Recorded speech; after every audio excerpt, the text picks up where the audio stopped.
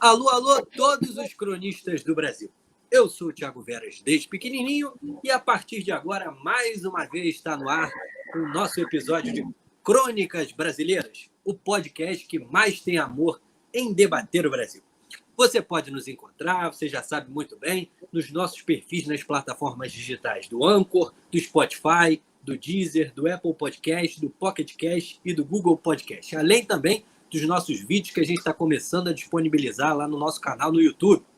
Nosso time de ouro é composto, você já sabe muito bem, você que está acompanhando a gente, a nossa audiência que só faz crescer, é composto por Cadu Viana, Yasmin Mota, Ana Carolina Maia e pelo nosso querido Rafael Agostinho. Bom, dando continuidade então a um debate visando aí o pleito eleitoral da cidade do Rio de Janeiro neste ano de 2020, hoje nós, com muito prazer, recebemos o nosso primeiro pré-candidato à vereança aqui na nossa cidade. Nós teremos uma entrevista com o vereador, atualmente pelo Partido Socialismo e Liberdade, PSOL, e militante da Marcha da Maconha, Renato Cinco, a quem nós desde já agradecemos pela presença e pela generosidade na participação. Vamos então ouvir o recado inicial dos nossos debatedores, em seguida a gente passa para o Renato para ele já fazer as considerações iniciais e a gente em seguida emendar nas perguntas que com certeza o nosso ouvinte quer ouvir do nosso debatedor de hoje. Rafael Agostini, qual é a sua expectativa para o nosso primeiro debate com um pré-candidato aí a vereador na cidade do Rio de Janeiro, o nosso querido Renato Cinco? Qual é o seu recado inicial de hoje? Saudações, Ti, saudações cronistas, ouvintes, vereador, queria agradecer a sua presença com a gente. Ti, eu estou muito feliz de estar discutindo o Rio nesse momento que pessoalmente acho muito triste. A gente vai ter uma eleição em novembro e a esquerda aparentemente vai para essa eleição bastante mais fragmentada do que um governo Bolsonaro exigiria. E estou muito feliz de estar aqui com o Renato nesse momento, mais uma vez discutindo o Brasil a partir do caso do Rio de Janeiro, que a gente sabe bem, um grande símbolo de tudo que acontece no Rio de Janeiro, de alguma maneira reverbera para o Brasil. Então, vamos discutir. Não tenha dúvida disso. Chamado tambor de ressonância. Ana Carolina Maia, seu recado inicial de hoje. Olá, quero agradecer ao vereador Renato Cinco, quero agradecer aos cronistas, especialmente aos nossos ouvintes que vão hoje debutar com a gente nessas entrevistas com os pré-candidatos a vereador. Estou muito feliz de poder entrevistá-lo, vereador, e acho que o nosso debate aqui muito vai contribuir para a cidade do Rio. Falo isso sempre, mas é verdade. Assim, a partir desse debate, a gente consegue propor e pensar projetos e futuros possíveis para a cidade. Concordo com o Rafa, é a metonímia do Brasil, né? Sustento isso e vamos discutir hoje, estou muito animada. Cadu Viana, seu recado inicial de hoje, nesse nosso episódio muito mais do que especial. Bom momento, amigas e amigos. Mais uma semana aqui debatendo o Rio, né, com os colegas cronistas e dessa vez com o Renato aqui na mesa com a gente. Ele que é um importante articulador dentro da Câmara de Vereadores e com certeza entende muito de Rio e vai desenrolar uma conversa bem legal aqui com a gente. Então, estou muito animado e vamos para dentro aí, vamos para a conversa. E Yasmin Mota, você que é colega de partido do Renato, qual é o seu recado inicial de hoje para o nosso debatedor? Meu recado inicial, estou muito feliz da gente estar recebendo o primeiro pré-candidato a vereador. A gente está tentando marcar aí com vários, mas cada vez mais difícil conseguir marcar com os pré-candidatos, todo mundo com a agenda muito cheia. Mas estou muito feliz, muito obrigada por Renato ter cedido o tempo, que ele vai apresentar um projeto alternativo de cidade, para quem não conhece, o PSOL. E é isso, eu acho que a gente vai debater concordâncias e discordâncias, a gente sempre gosta aqui de polemizar um pouquinho, né? Mas é isso, obrigado. Então, com certeza, eu costumo falar que vai dar pano para manga, o Rafa até me citou isso no último episódio, eu acho que com certeza a gente vai ter um debate produtivo.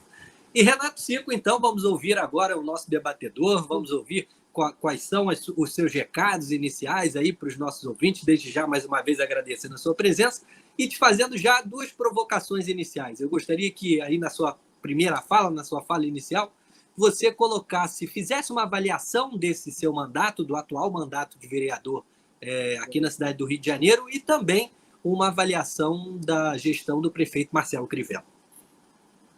Ok. Bom, em primeiro lugar, né, quero agradecer muito, né, aos cronistas brasileiros, né, às crônicas brasileiras, pelo convite para estar conversando com vocês, com os ouvintes. Né? Se tiver dificuldade de chamar outros pré-candidatos, pode me chamar mais vezes, tá? Que não tem problema, não.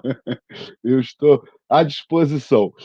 Olha, difícil fazer a avaliação do próprio mandato, né? Eu achei ótimo.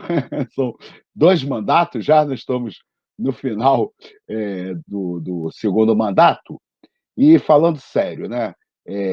A gente tem, teve um desafio, né, de tentar pensar como é que você é um parlamentar socialista, né? Num parlamento burguês, do país mais desigual do mundo, né? Numa das cidades mais perversas do planeta, como é que você atua numa Câmara Municipal em minoria, né? Numa cidade com características tão dramáticas como a do Rio, né? Então, a gente tentou, esse tempo todo, se comportar como porta-voz dos movimentos sociais organizados, né? A gente sempre procurou criar as nossas iniciativas parlamentares, mas também as nossas iniciativas extraparlamentares, né? A gente animou, fechou agora durante a pandemia o Espaço Plínio, né? Um espaço de debate político, cultural na Lapa, né? Então a gente fez muitos debates ali, várias séries de debates, como o Resgatando os Clássicos, por exemplo, que a gente sempre convidava, né? Normalmente algum cientista social, historiador, né? Alguém especialista em alguma literatura clássica para debater com a gente. Fizemos várias, sempre tentando dialogar com os movimentos organizados da cidade e atendendo, né, às suas pautas, tentando dar visibilidade para as reivindicações, tentando apoiar as lutas, né, e tentando manter uma postura de respeito à autonomia dos movimentos, né? A nossa relação não depende do movimento se submeter à linha política de ninguém, de nenhuma corrente, né? É em função das pautas, das demandas da sociedade que a gente vem organizando o mandato. Então, a gente, nesses 8 anos, sempre foi muito marcado, né, pelo debate mais polêmico, né, da minha militância política, que é o debate sobre a política de drogas, né, mas nunca foi meu único debate, né? Pra vocês terem uma ideia, eu comecei a militar em 1986, né, e comecei a fazer o debate sobre a política de drogas em 2004, né? Então, eu militei bastante tempo antes de aderir, né, a esse debate sobre a política de droga, mas acho que como foi a pauta mais polêmica com a qual eu me envolvi, foi a que se destacou e a que foi responsável pela minha eleição e pela minha reeleição, né? Então, isso daí, de certa maneira, pode parecer um tanto quanto contraditório, né? Um vereador com eleito pela pauta da política de drogas, mas tem um aspecto da política de drogas que é municipal, que é muito importante, né, que diz respeito à saúde mental, né, à atenção básica em saúde mental, que é a responsabilidade do município e que atende, né, aos usuários de álcool e outras drogas que fazem uso problemático dessas substâncias. Então, a gente, eu acho que conseguiu atuar, né, traduzindo para a luta institucional municipal essa luta, né, por uma nova política de drogas no país, e aí nós conseguimos, né, um resultado concreto, importante, que foi a aprovação da política de redução de danos como a política para atender aos usuários problemáticos de drogas na cidade do Rio de Janeiro, né?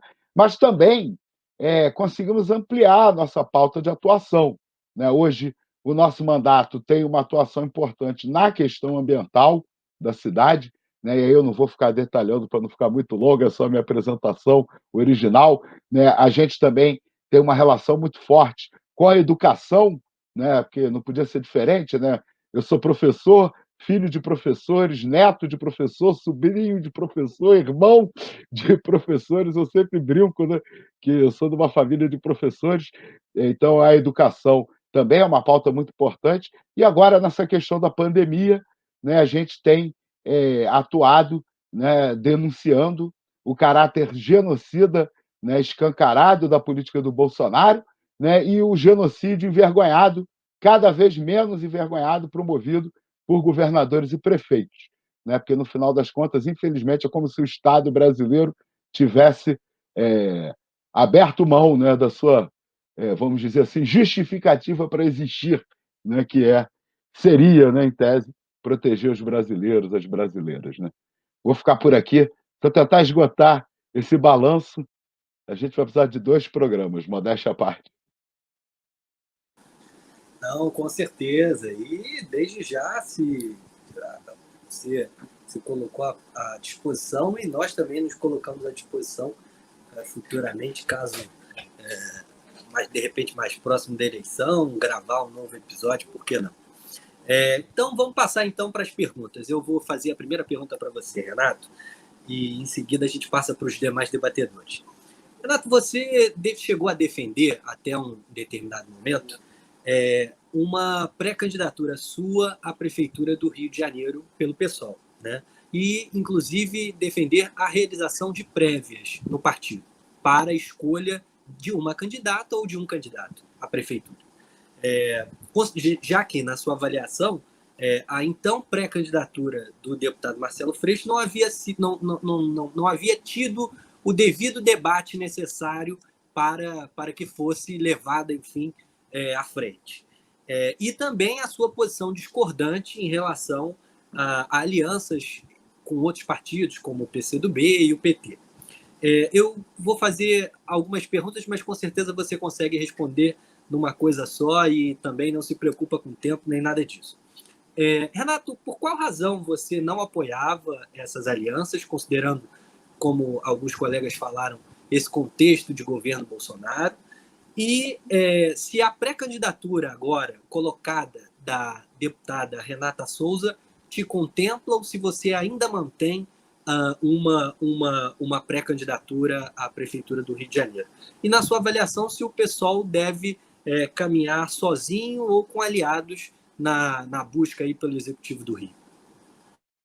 Olha, em primeiro lugar, só esclarecer, né, que já houve a decisão do Diretório Municipal do PSOL, não houve prévias, houve uma decisão da direção municipal.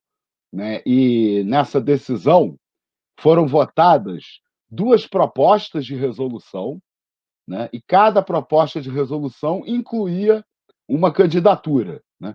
Então não houve a votação, o meu nome contra o nome da Renata. Né? Foram 2 propostas de resolução, uma indicava a candidatura da Renata, a outra indicava a minha candidatura. A proposta vencedora, que indicou a candidatura da Renata, né, eu tive 18% dos votos no diretório, né, então a Renata teve 82% dos votos no diretório, a não ser que alguém tenha votado pela abstenção, né, mas aí eu não sei, não lembro. Mas a decisão que foi tomada é por aliança, né, com o PCB, o PCdoB, o PT e a UP, que é o novo partido, né, antigo PCR. Né? E a resolução que defendia o meu nome defendia aliança com o PCB, o PSTU e a UP. Então, ambas as propostas incluíam o PCB e a UP. Né? A proposta da Renata, né, incluía o PT e o PCdoB e excluía o PSTU, e a minha proposta incluía o PSTU e excluía o PT e o PCdoB. Né? Foi essa a diferença das propostas de resolução.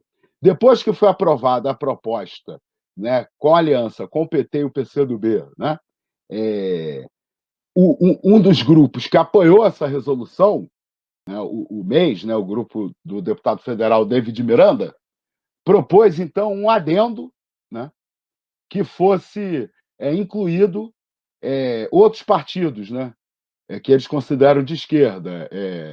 Eu acho que, agora eu não lembro se foi todos esses, né, mas entre Rede, PV, PDT, PSB. Né? Agora eu não lembro se foram esses 4.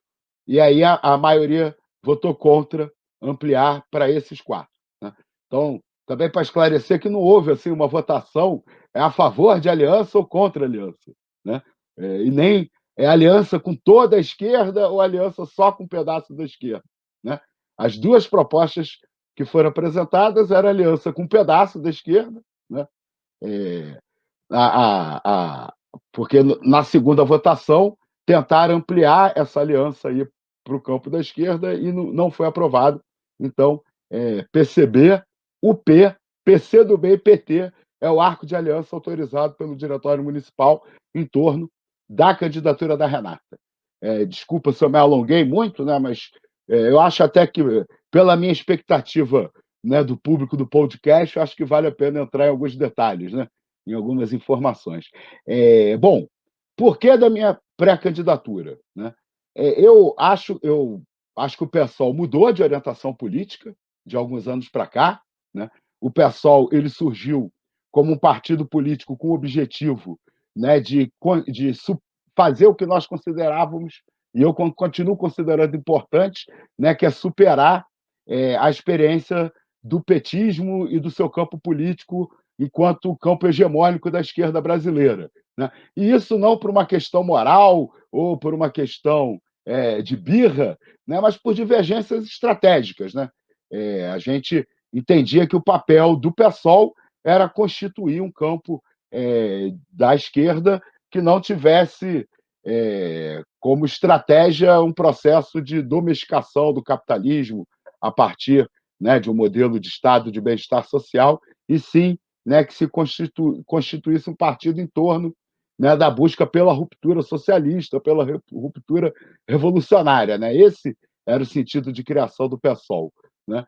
No meu entendimento, o PSOL vai mudando de postura a partir de 2013, né? Especialmente a partir de 2016, em função do golpe da Dilma, né? E aí passa, né, a expressar publicamente a ideia de que a estratégia, né, central nesse momento é uma união eleitoral, né, para derrotar o Bolsonaro, né, a chamada Frente Ampla, né, que teria 2 etapas, uma primeira etapa nessa eleição municipal agora e uma segunda etapa nas eleições de 2022, né?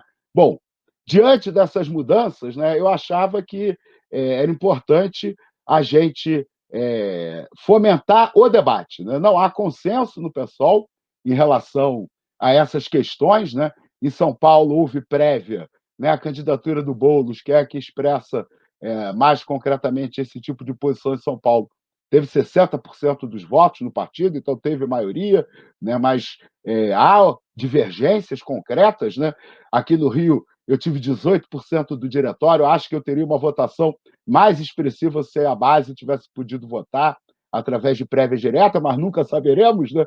Porque optou-se pela votação no diretório municipal, né? Então a gente achou o seguinte: bom, um partido político vivo, né, ele é igual a uma universidade, né? Universidade que não tem debate é uma universidade morta. E nesse aspecto, o partido político é igual, né? E eu fico pensando assim, eu até estranhei, né? Quero até desabafar aqui, a grande maioria dos quadros públicos do PSOL e dos militantes que eu encontrei me trataram com grande respeito, inclusive o Freixo, a Renata, né, o David, acho que compreenderam. Algumas pessoas ficaram revoltadas comigo, né? Como se o PSOL tivesse que ser menos democrático do que o Partido Republicano ou o Partido Democrata dos Estados Unidos, né? Eu provoquei algumas pessoas que eu via postagens assim no Facebook das pessoas vibrando com as prévias do Partido Democrata. Aí, quando eu me lancei e reivindiquei prévia no PSOL, acharam ruim. Aí eu fico, pô, mas como pode, cara? Aquilo lá é um partido burguês do centro do imperialismo e a gente tem. As pessoas acham que o PSOL tem que ser menos democrático, né? Que não pode ter prévia, que é uma ousadia. Né? Ficaram falando, nossa, o Cico tem muita autoestima muito elevada, né? Para achar que pode ser pré-candidato a prefeito. Bom, em primeiro lugar, assim, a minha pré-candidatura nunca afirmou que meu nome é melhor do que qualquer outro nome, né? Eleitoralmente. Eu acho, inclusive, né, que que do ponto de É bom falar para o pessoal, Cinco, que esse debate é todo feito num grupo que o pessoal tem um grupão no Facebook, tá, chamado, gente? Nacional, e todo mundo fica chamado brigando lá Pessoal dentro, que Livre. assim é bem E ativo. sabe quem foi que criou o Pessoal Livre? Fui eu que criei o Pessoal Livre, anos atrás. E acho excelente, porque através do Pessoal Livre, o que acontece? Pelo menos uns 4.000 militantes do partido estão ali naquele grupo, né? E se relacionam diretamente de norte a sul do país, sem instâncias partidárias intermediando as relações, né? Então, hoje é impossível, como acontecia em partidos no passado, né? Ter, por exemplo, acontecer uma pernada, um golpe no Acre, e o pessoal do Rio de Janeiro nunca ouviu falar, ou ouviu falar 6 meses depois, ter alguma notícia de que houve uma divergência. Tudo que acontece no PSOL circula rapidamente, né? Então, o espírito da pré-candidatura é parecido com o espírito do PSOL livre. Foi legal você ter citado isso. Eu nunca tinha feito essa relação, inclusive. Como eu estou o tempo inteiro dentro do PSOL tentando promover o debate, fazer com que as discussões aconteçam, né? Eu não sei se vocês querem me interromper, porque eu ainda não entrei no fundamento da polêmica. Eu estou até agora Não, fica à nos vontade. preâmbulos. Fica à vontade. Porque, olha só, Fica à quando vontade. a gente faz política, a gente precisa ter um programa político. Quando a gente não tem o nosso programa político, a gente está fazendo o programa político dos outros, né? E o programa político, ele, para ser um programa político eficiente, vamos dizer assim, condizente com a realidade, ele precisa de um bom diagnóstico, né? Então, na minha cabeça, né, a discussão ela tinha que acontecer assim: diagnóstico da realidade brasileira e da cidade do Rio de Janeiro, né, porque trata-se de uma eleição municipal. A partir do diagnóstico, a construção de um programa, né, e com esse programa coerente com o diagnóstico, a gente define a política de alianças. Então, eu acho que a discussão é muito mal feita, ela apela para o senso comum da esquerda, ela apela para várias distorções, né? Por exemplo, chamar o Bolsonaro de fascista serve para algumas coisas, serve como xingamento político, mas não serve para analisar direito o governo do Bolsonaro, né? Porque o fascismo era um movimento que, por exemplo, tinha uma pauta econômica completamente diferente da pauta do Bolsonaro. Não tem nada de fascista. Ele não defende o superestado, o Estado forte, que centraliza a economia, né? Um capitalismo de Estado, vamos dizer assim. Ele é ultraliberal, né? Então, por exemplo, quando você pensa, o Bolsonaro é fascista, imediatamente você pensa assim, todos os liberais vão ser contra o Bolsonaro.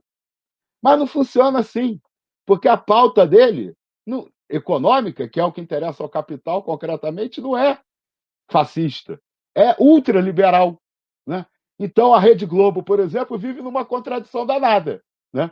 Porque, do ponto de vista dos costumes, das liberdades individuais, ela bate de frente com o Bolsonaro, mas é a favor de tudo, né? É a favor da reforma da Previdência, é a favor da reforma trabalhista, é a favor, né? E isso acontece com a esquerda também. Parte da esquerda hoje não pode ser aliada de quem resiste, né, ao ultraliberalismo no Brasil, porque também defende e aplica políticas liberais, né? Aqui, com todo respeito, eu quero conversar na camaradagem com todo mundo aqui, mas, por exemplo, para a gente não ficar falando de um passado muito distante, do presente, né? Como eu vou colocar o PT na minha política de alianças, né, e o PCdoB, se todos os governadores do PT e do PCdoB aplicar a reforma da Previdência nos seus estados, né? Depois do Bolsonaro, reformas na mesma direção com o Bolsonaro, com os mesmos argumentos, ou a gente faz a reforma, ou o Estado quebra, e enfiando a porrada em quem fazia a manifestação contra a reforma da Previdência, né? O governador do Maranhão, ele aceitou entregar a base de Alcântara para os Estados Unidos, né? De novo, entendeu? Ele não é adversário do Bolsonaro, porque o Bolsonaro não é fascista, ele não é nacionalista, como os fascistas eram, ele topa entregar tudo para os Estados Unidos, né? E o Flávio Dino também topa entregar a base de Alcântara para os Estados Unidos. Então a gente tem um problema hoje, que sabe onde é que ele se concretiza na prática?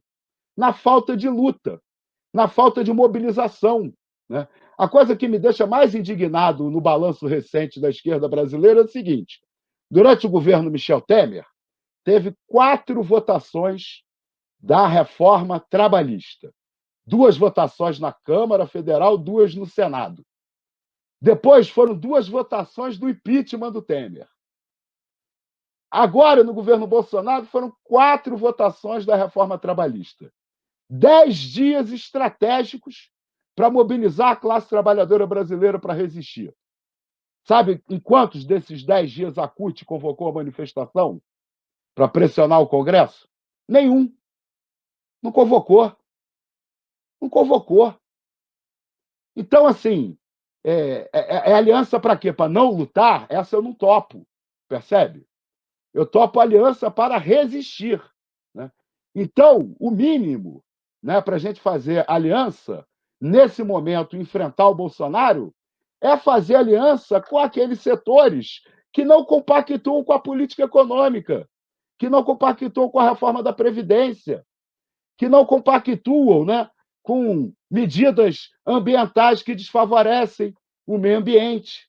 Né? Então, se a gente olhar concretamente essa agenda, o Bolsonaro é um pária mundial por causa da agenda ambiental dele. Mas e a agenda anterior? Né?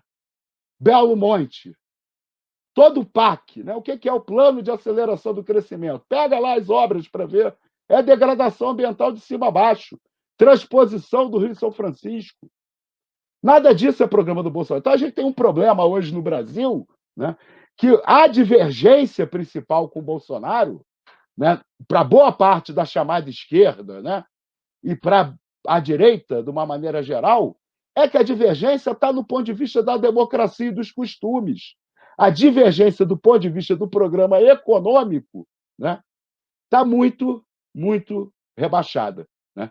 Quem expressou melhor essa divergência na última eleição presidencial foi o Ciro Gomes. Né? Só que aí o que o Ciro Gomes ele apresenta? Ele apresenta a tese falida do PT. Né? Porque se você olha o programa do Ciro Gomes, o que o programa do Ciro Gomes faz? Ele requenta o programa democrático e popular do PT, né? Que foi o programa que levou o PT, né, a essa encalacrada, a nossa sociedade a essa encalacrada. E aí, só para concluir esse bloco, porque é complexo, né? Eu estou com medo de estar deixando muita coisa na superfície, mas olha só, porque o problema é estrutural. Estrutural. O Brasil, ele não é um país rico, ele é um país potencialmente rico. Ele é uma grande economia do mundo se você considera só o PIB. Quando você coloca o PIB per capita, o Brasil é um país pobre. Ele tem PIB per capita de país pobre. E como que a gente financia o Estado? A gente financia o Estado transformando uma parcela do PIB, não é isso? Em impostos. E aí vai financiar o Estado. Gente, olha só. Os países que têm Estado do bem-estar social, eles têm gastos estatais, não é PIB, não. Gastos estatais que, por pessoa, por habitante, né, tudo per capita para poder fazer a comparação. Eles têm gastos estatais per capita que são 3 vezes e meia o nosso PIB per capita. Para a gente ter o orçamento da Noruega, da Dinamarca, da Suécia, da Austrália, da Nova Zelândia, a gente tem que pegar o nosso PIB inteirinho, multiplicar por 2 ou por 3 e entregar todo ele pelo Estado, na forma de impostos. Por que isso acontece, gente? Porque nós continuamos a ser uma economia periférica do sistema capitalista. Uma economia periférica. A gente não consegue, né, garantir o bem-estar da população brasileira tendo menos de $3.000 por habitante por ano para gastar no Estado. E é isso que a gente tem hoje. Né? Se for botar dívida externa, então, é $2.300 por ano por habitante para o Estado brasileiro se financiar. Né? Para a gente garantir o bem-estar do povo brasileiro, tem um problema concreto: a gente tem que sair da periferia do capitalismo. Enquanto nós estivermos na periferia do capitalismo, a gente não vai conseguir resolver os problemas da grande maioria da nossa população. Não vai ter escola pública gratuita de qualidade para todos, né? Não vai ter SUS com qualidade para todo mundo, né? Isso daí é irrealizável com a capacidade de financiamento do Estado. Os liberais são muito escrotos, o que eles fazem? Eles ficam discutindo como, né, resolver a crise do Estado brasileiro, né, cortando investimentos estatais cada vez mais, diminuindo os serviços, fazendo o povo viver pior. E a esquerda brasileira está onde ela está hoje porque ela se iludiu, achando que com o arcabouço constitucional de 1988 ela ia conseguir introduzir o Estado do bem-estar social no Brasil. Só que a Constituição de 88 ela é uma Constituição que se auto-boicota. Porque se ela tem capítulos importantes de garantia de direitos, ela amarrou a nossa economia ao passado quando impediu a reforma agrária, né, quando garantiu a reprodução do modelo econômico periférico. Né? Tanto que, né, vocês são muito novos, não devem lembrar disso, mas talvez já tenham lido em algum lugar, né, o PT não assinou a Constituição de 88. O PT se recusou a assinar a Constituição, dizendo isso, que aquela Constituição não ia conseguir promover o bem-estar social, porque amarrou a gente economicamente no passado. Né? Então, quando eu digo que o Ciro Gomes está requentando o antigo programa do PT, porque ele está ressuscitando esse debate, mas sem fazer a crítica central, né, que é impossível financiar, né, o estado do bem-estar social na periferia do capitalismo. Aí, então, a gente precisa discutir o seguinte: como é que a gente sai da periferia do capitalismo? Né? Em tese, tem dois caminhos possíveis. Um caminho é sair da periferia para ir para o centro do capitalismo. Né? Se tivesse alguém de direita no Brasil consequente, estaria dizendo isso. Olha, a gente tem que tirar o Brasil da periferia e botar no centro, e ia ter um programa para isso. Né? Só que não, isso é irrealizável. O Brasil nunca vai sair da periferia do capitalismo e chegar no centro, por algumas razões. Primeira delas, o centro não nos quer lá. É um clube fechado, né, que não aceita novos sócios há décadas, muitas décadas. Né? Segundo lugar, as nossas classes dominantes não querem fazer essa disputa. Nunca quiseram. Elas sempre se satisfizeram, desde que os portugueses chegaram aqui, as classes dominantes brasileiras estão satisfeitas em serem feitores. E eles vivem muito bem. Nossos bilionários são tão bilionários quanto os bilionários de outros países. Né? Pode não ter tantos bilhões quanto, mas vivem muito bem nessa condição. Eles não querem fazer essa luta, Então, para fechar, ainda tem um terceiro problema, mais concreto, mais recente, né? Que hoje é ambientalmente impossível fazer o mesmo caminho econômico que quem está no centro do capitalismo fez. Né? Na verdade, se historicamente o Brasil sempre foi limitado, né, por ser um país da periferia do capitalismo, hoje nós somos um país da periferia do capitalismo, em crise econômica, né, e em colapso ambiental. Então, realmente é um problemão. Vereador, Oi. Deixa eu perguntar ao senhor. O senhor fala que a CUT não chama manifestações contra a reforma da Previdência. As manifestações que aconteceram em 2019, chamadas pela CUT contra a reforma da Previdência, na Avenida Paulista, no Rio de Janeiro também. Da reforma? Chamou, não. Não. Olha só. Não. Ao longo do processo de tramitação. Datas inconvenientes, apostando na desmobilização, adiando. Dia de votação no Congresso Nacional, se a CUT fosse contra a reforma da Previdência, ela chamava manifestação no dia da votação. Na segunda votação da reforma da Previdência, a CUT cometeu, na minha opinião, o crime de convocar a manifestação uma semana depois da votação. A votação foi no dia 5 de agosto, a manifestação da CUT foi no dia 12 de agosto, uma semana depois. Né? Isso daí. Então, para o senhor, a CUT era favorável à reforma da Previdência continua sendo. A gente está vendo isso se repetir agora no Fora Bolsonaro. Né? Segunda manifestação convocada pela frente do Fora Bolsonaro e não há convocação. Não há convocação. Olha, eu comecei a militar num tempo em que a CUT e o PT convocavam as manifestações. Eu sei muito bem qual é a diferença de convocar a manifestação e boicotar. Às vezes eu entendo, né, que é fácil iludir quem não viveu, né, o momento em que se mobilizava e não percebe a diferença. né? Mas hoje há um esvaziamento concreto, permanente das mobilizações. E a marca disso, meu amigo, é o Lula sair da cadeia, dizendo que o Bolsonaro é um presidente legitimamente eleito, que a gente tem que esperar acabar o mandato do Bolsonaro, né? Eu acho que a eleição com o Lula preso foi golpe. Aquilo foi um golpe, né? A Lava Jato manipulou para prender o Lula e ganhar as eleições. Como é que o Lula sai da cadeia dizendo que o Bolsonaro é legítimo? É porque, no final das contas, existe uma grande diferença, um hiato entre a direção do PT e as bases do PT, por qual eu tenho grande respeito e admiração, que ainda acreditam, né, de certa maneira, no projeto do Partido dos Trabalhadores, mas o que o Lula fez desde que ele saiu da cadeia foi dizer para a burguesia brasileira: deixa comigo que eu seguro o povo.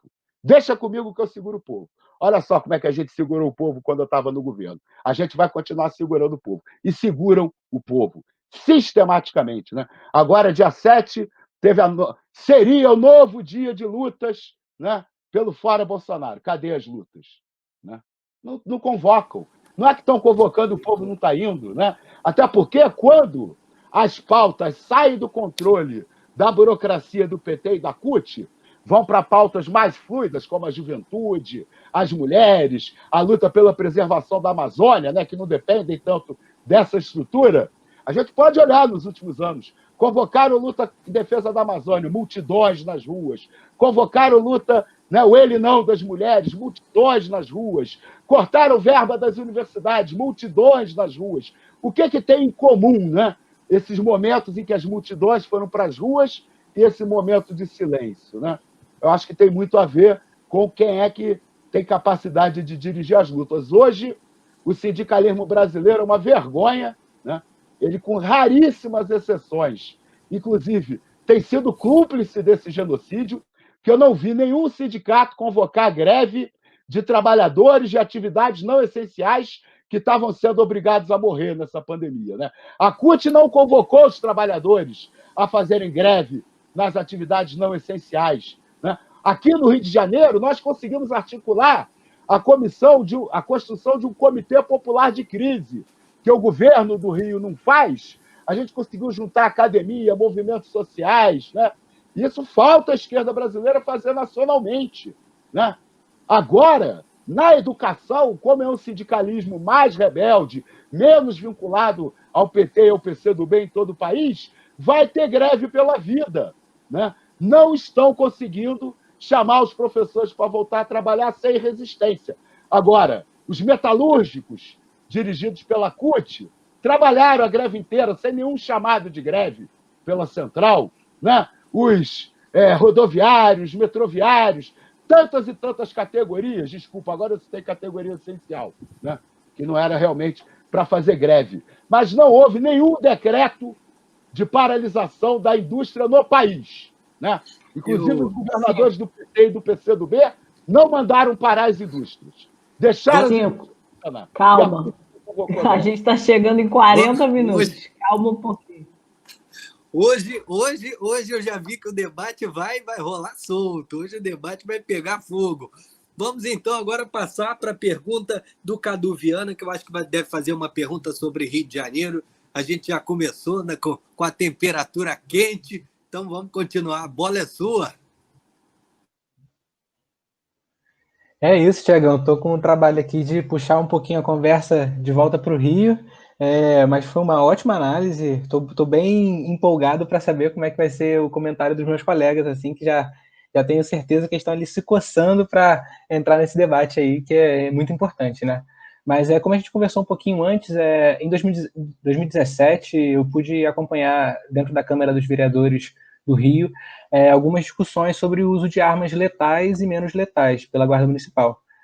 Naquela época o pessoal fechou questão sobre o assunto e votou pelo não uso das armas de fogo pela Guarda, né?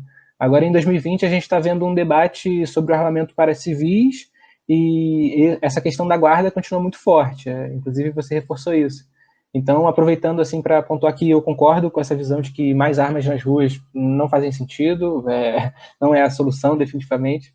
Eu queria saber como tem sido essa luta dentro da Câmara contra essa medida e tantas outras, e considerando que existem outros projetos que estão aí na fila para entrar em discussão. Olha, até hoje a Câmara Municipal sempre que votou a respeito disso, derrotou a proposta de armar a guarda.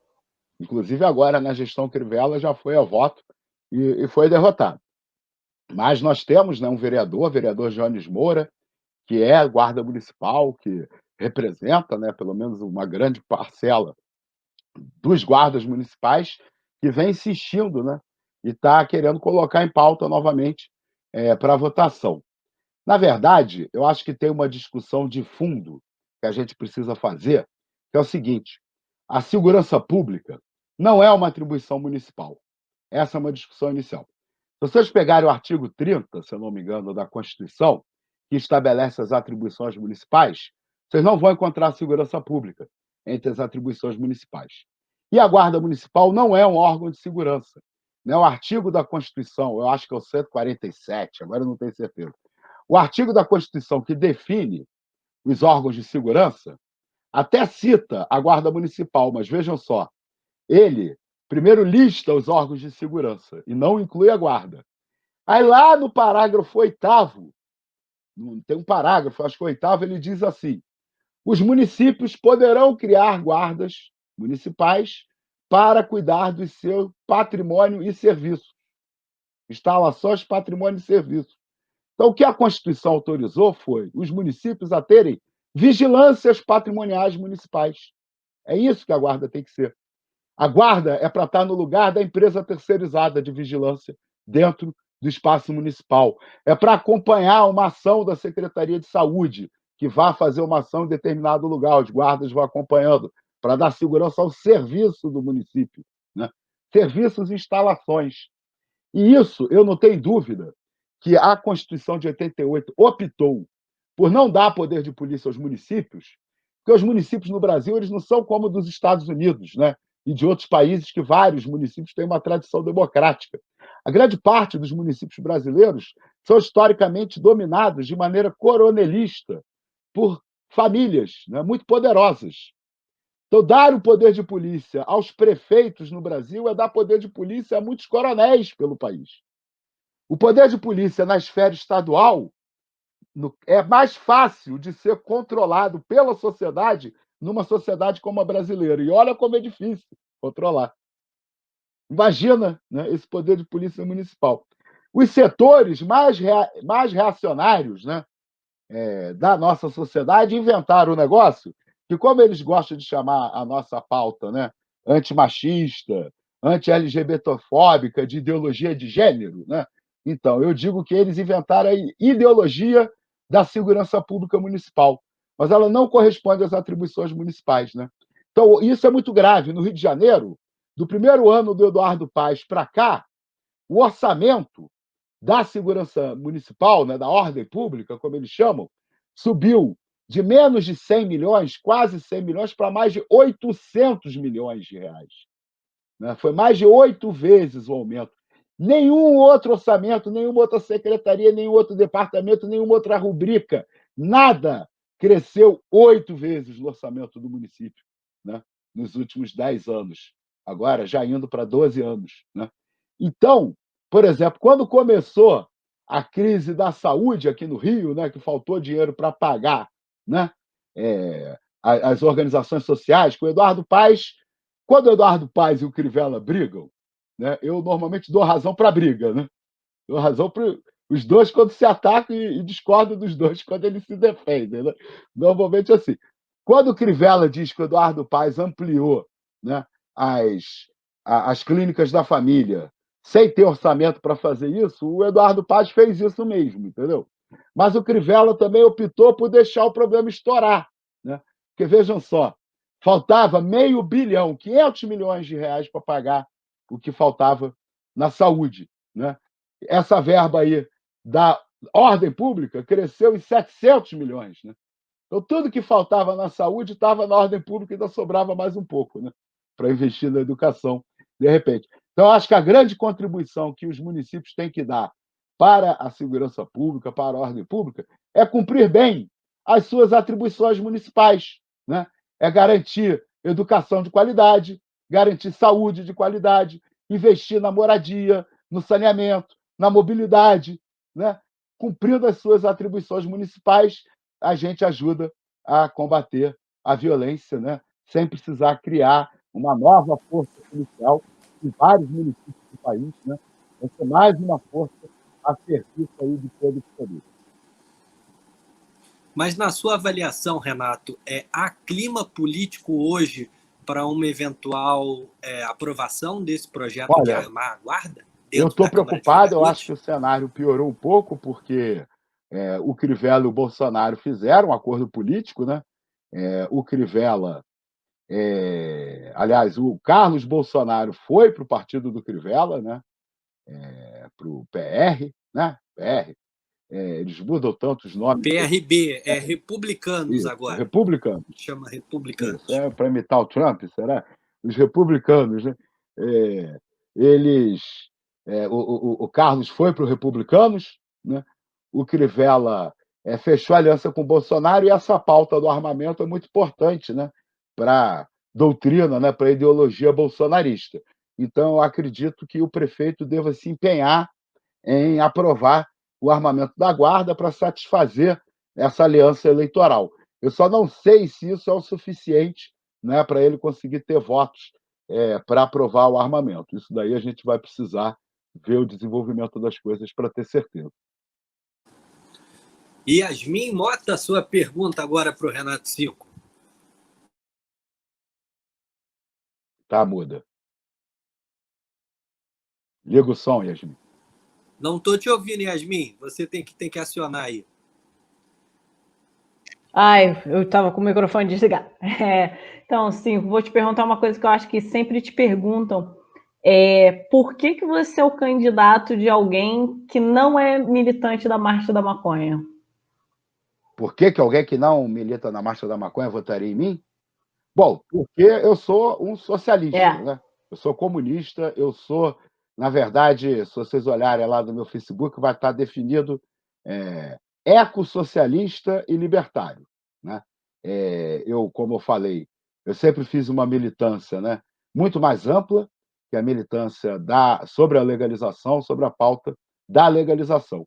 Inclusive, né, é sempre chato, né, ficar fazendo uma autoavaliação, mas eu acho que a grande contribuição que eu e o coletivo de militantes que sempre me acompanhou nessa luta trouxemos para a pauta da legalização, né, foi, na verdade, a gente fez o caminho contrário, né, que algumas pessoas tentam fazer com a pauta de mulheres, com a pauta LGBT e com a pauta racial, né? Por quê? A pauta da legalização da maconha, ela era uma pauta, até os anos 2000, o início dos anos 2000, basicamente liberal, né? Se falava assim, temos que legalizar a maconha porque os adultos, as pessoas têm que ter o direito a fazer o que quiser com o próprio corpo, né? Essa sempre foi a discussão sobre a legalização. Aí, em 2004, eu e um grupo de mais 12 militantes, nós éramos 13 militantes na época, lançamos um manifesto chamado Basta de Guerra às Drogas, com o subtítulo Guerra às Drogas, a nova cara da velha ditadura. Modéstia à parte, a gente virou de cabeça para baixo o debate sobre drogas no Brasil, porque a gente parou de falar em liberdade individual e passou a dizer o seguinte: não existe guerra às drogas. O que existe é uma guerra aos pobres disfarçada de guerra às drogas, né? Por isso, em todas as minhas campanhas eleitorais desde 2006, o slogan da minha campanha é basta de guerra aos pobres, né? E aí a gente trabalha sub-slogans para trabalhar as várias frentes, né?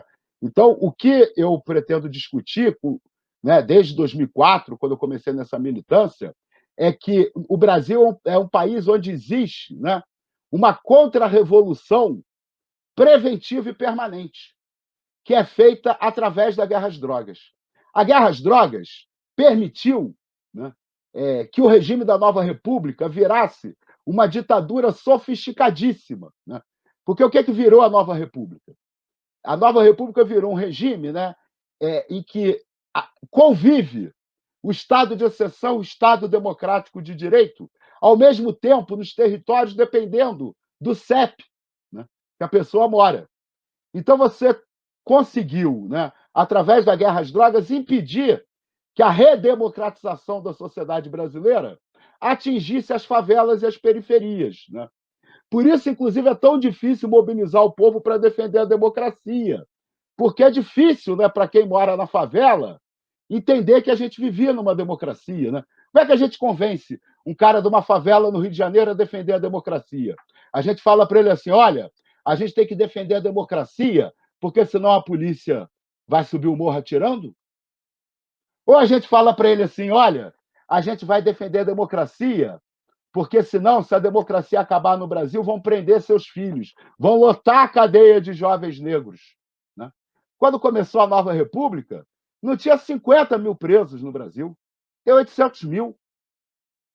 A gente pulou de 50 mil presos para 800 mil presos em 30 anos de democracia. A letalidade do Estado aumentou durante a nova república. A polícia mata mais em 2021 do que matava em 1986. 30 anos de democracia. Isso era uma democracia, né? Então a gente quis trazer esse debate para a política de drogas. A política de drogas é uma máquina de matar e de prender. Né? Em 2006, né?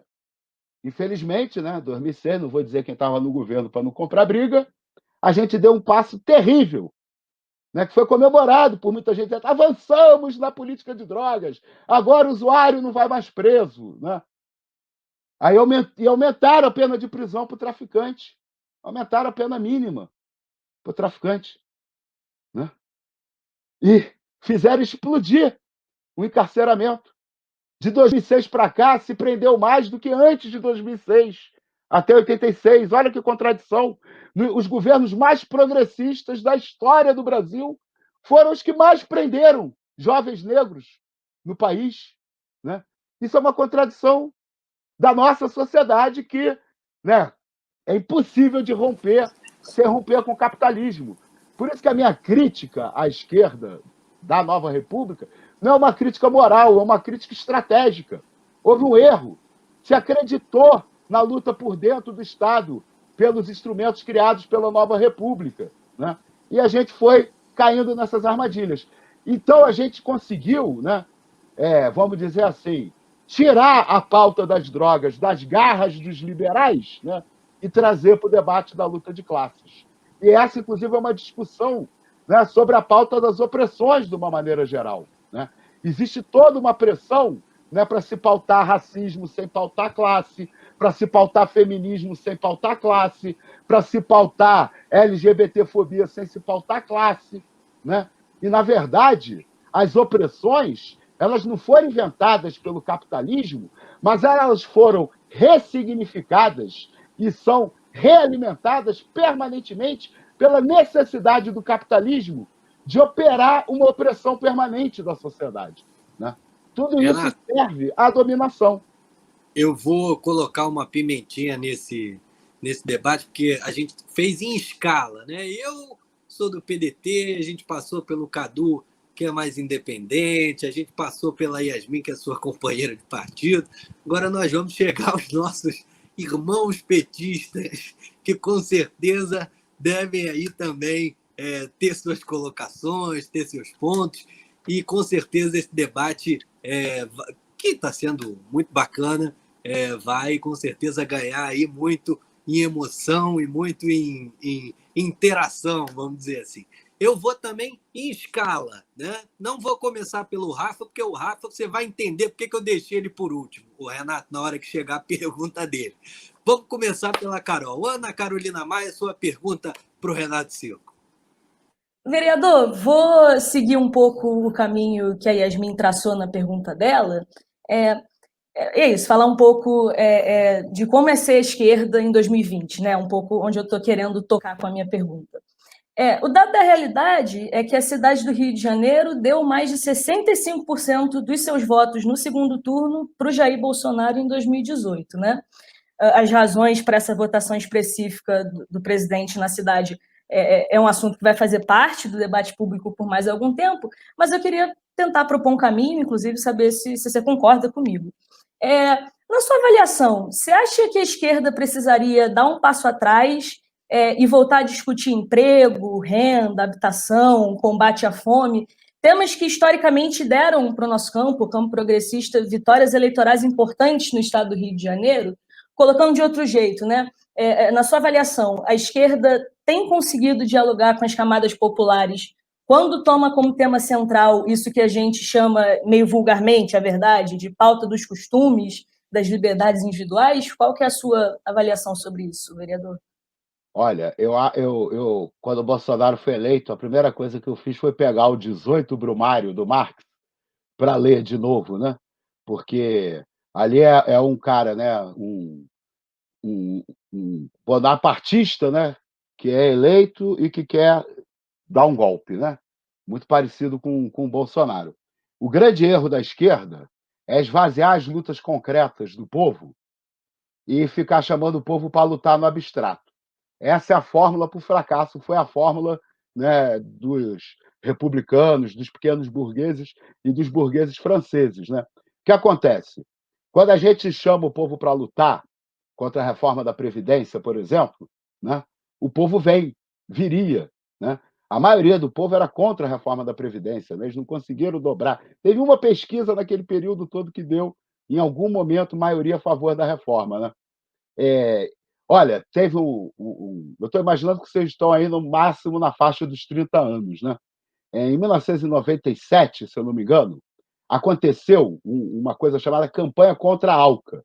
Né? Queriam fazer o Acordo de Livre Comércio das Américas. Se vocês quiserem entender um pouco o que é a esquerda quando ela quer mobilizar, pesquisa sobre a campanha contra a ALCA que vocês vão ver.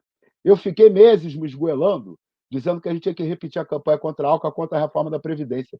Foi um negócio lindo. Juntou a esquerda toda, fazia curso de formação de formadores, cartilha, ficava todo mundo abrindo agenda em escola, fábrica, universidade, igreja, para a gente ir lá falar contra a ALCA. Fizemos um plebiscito, coletamos mais de 20 milhões de votos. Né?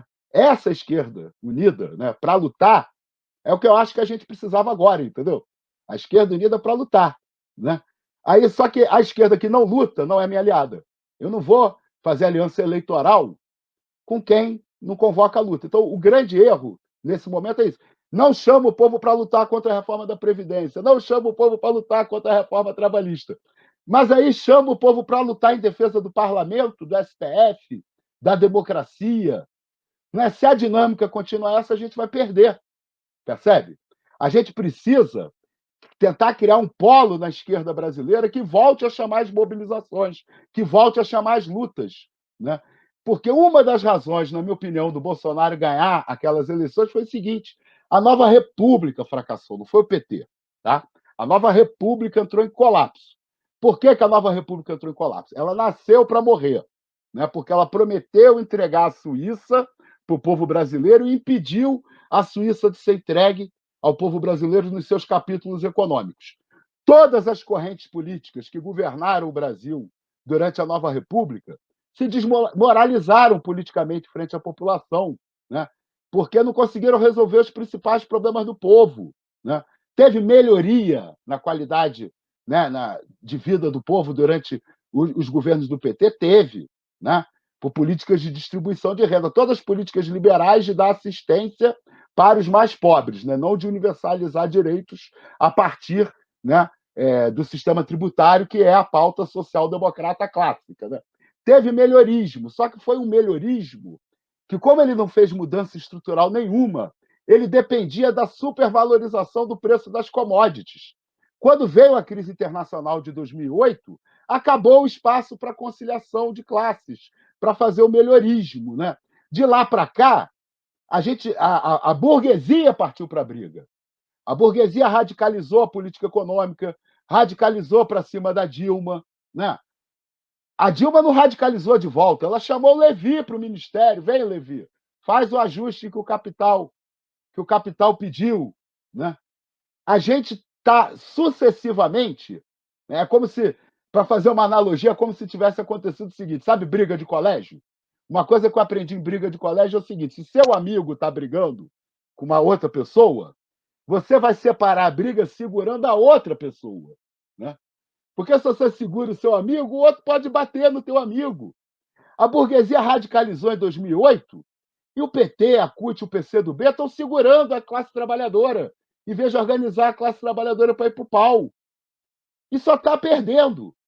Então, o que aconteceu? A gente chegou nas eleições presidenciais, olha só, o cara mais tosco, mais reacionário, o que representa os piores sentimentos do país, era o único candidato a presidente, né, entre os, né, viáveis, que falava que está tudo errado, que tem que mudar tudo. O discurso ficou invertido. O discurso ficou invertido. Ficou reacionário dizendo tem que cair esse regime, temos que criar outro regime, isso aí não serve para nada, tem que prender todo mundo, derrubar todo mundo. No momento que o povo estava mais suscetível a esse sentimento, porque está decepcionado com o regime. Aí a esquerda se apresentou como conservador nessa eleição, temos que salvar o regime. Mas o povo não quer salvar esse regime. A gente não tem que se colocar no lugar do povo, gente. A classe média, os servidores públicos, né? A gente viveu na democracia, os profissionais liberais. A gente tem essa referência, né? A polícia não entra no meu condomínio dando tiro. A gente conquistou isso. Mas as favelas, as periferias não conquistaram isso. Eles precisam conquistar a democracia, conquistar o Estado democrático de direito, né? Por isso que a lógica nesse momento, só para esclarecer uma coisa, é unidade de ação, né? E unidade de ação para derrubar o Bolsonaro agora. Flávio Dino e o Lula estão errados em dizer que a gente tem que esperar 2022. 2022 pode não ter eleição se a gente não conseguir derrubar o Bolsonaro antes disso. 2022 pode ter eleições com partidos proibidos se a gente não conseguir derrubar o Bolsonaro antes disso. 2022 pode ter eleições voltando para a urna de papel, porque não é à toa que o Bolsonaro fica desmoralizando a urna eletrônica, porque ele sabe que no papel os brucutus, os homens armados, fraudam em vários rincões do país. Eu apurei a eleição de papel. Eu sei o que é eleição de papel. Você ser expulso da zona eleitoral com o cara da direita armado e você ter que fugir, entendeu? Então, assim, primeiro lugar, minha primeira divergência com o PT, o PCdoB, com Lula, com Flávio Dino. O governo do Bolsonaro não é legítimo. Eleição sem o Lula foi golpe. Não podemos esperar 2022, porque o Bolsonaro é uma ameaça de fechamento mais ainda do regime, de acabar com um pouco de democracia que a gente tem, né? A outra coisa que eu acho que eu discordo nesse momento, confundir unidade de ação com frente ampla. É um erro. Frente ampla é frente eleitoral, é para disputar a eleição. Se a gente tentar criar hoje um movimento fora Bolsonaro que caiba numa eleição, numa chapa eleitoral, vai ficar gente de fora, que a gente tem que conquistar para o fora Bolsonaro.